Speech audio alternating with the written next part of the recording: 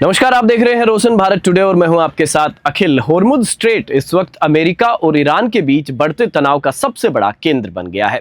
दुनिया के सबसे अहम समुद्री रास्तों में शामिल इस स्ट्रेट से गुजरने वाले जहाज अब अपनी पहचान और रास्ता छिपाते नजर आ रहे हैं। सवाल ये है कि आखिर होर्मुज पर किसका दबदबा है, अमेरिका का या ईरान का? अल जजीरा की रिपोर्ट के अनुसार 1 से 19 अगस्त के बीच कुल 236 जहाज होर्मुज स्ट्रेट से गुजरे। इनमें से 148 जहाजों का रास्ता साफ तौर पर ट्रैक नहीं किया जा सका, यानी बड़ी संख्या में जहाजों की वास्तविक आवाजाही को लेकर तस्वीर साफ नहीं है। अमेरिकी राष्ट्रपति डोनाल्ड ट्रंप का दावा है कि होर्मुज स्ट्रेट से गुजरने वाले समुद्री यातायात पर अमेरिकी सेना का नियंत्रण है। ट्रंप ने यह संकेत भी दिया है कि अमेरिका इस इलाके की जिम्मेदारी अपने हाथ में लेने की कोशिश कर सकता है। दूसरी तरफ ईरान का कहना है कि उसकी मंजूरी के बिना कोई भी जहाज होर्मुज स्ट्रेट से नहीं गुजर सकता, यानी अमेरिका और ईरान दोनों इस रणनीतिक समुद्री रास्ते पर अपना प्रभाव होने का दावा कर रहे हैं। तनाव के बीच ट्रंप ने ओमान को लेकर भी कड़ी चेतावनी दी है।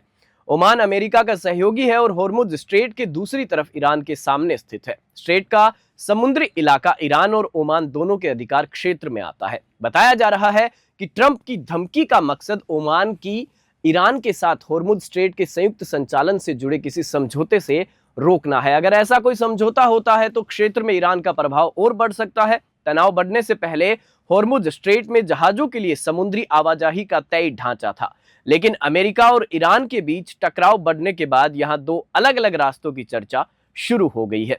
ईरानी रास्ता और ओमानी रास्ता। ईरानी रास्ता होर्मुज स्ट्रेट के उत्तरी हिस्से में ईरान के तट के करीब है। यह लारक और किशम द्वीपों के आसपास से गुजरता है और ईरान के बंदरगाहों तथा तेल टर्मिनलों के करीब पहुंचता है। दूसरा रास्ता होर्मुज के दक्षिणी हिस्से में ओमान के करीब है। यह ईरान के तट से ज्यादा दूर है। अमेरिकी इसी रास्ते से जहाजों की आवाजाही को प्राथमिकता देने की कोशिश कर रहा है। अमेरिकी नौसेना की सुरक्षा में चलने वाले कई कमर्शियल जहाज भी इसी रास्ते का इस्तेमाल करते हैं। अब सबसे बड़ा सवाल यही है कि होर्मुज स्ट्रेट पर वास्तव में किसका नियंत्रण है? अमेरिका अपनी सैन्य ताकत के दम पर समुद्री यातायात को प्रभावित करने का दावा कर रहा है, जबकि ईरान अपने भौगोलिक स्थान और क्षेत्रीय प्रभाव के आधार पर अपनी मंजूरी को जरूरी बता रहा है। 236 जहाजों में से 148 की आवाजाही साफ तौर पर ट्रैक नहीं हो पाना इस पूरे विवाद को और रहस्यमय बना रहा है। होर्मुज स्ट्रेट सिर्फ एक समुद्री रास्ता नहीं है, यह दुनिया के ऊर्जा व्यापार के लिए बेहद महत्वपूर्ण चेक पॉइंट है। ऐसे में अगर अमेरिका और ईरान के बीच यहां तनाव और बढ़ता है तो इसका असर सिर्फ इन दो देशों तक सीमित नहीं रहेगा।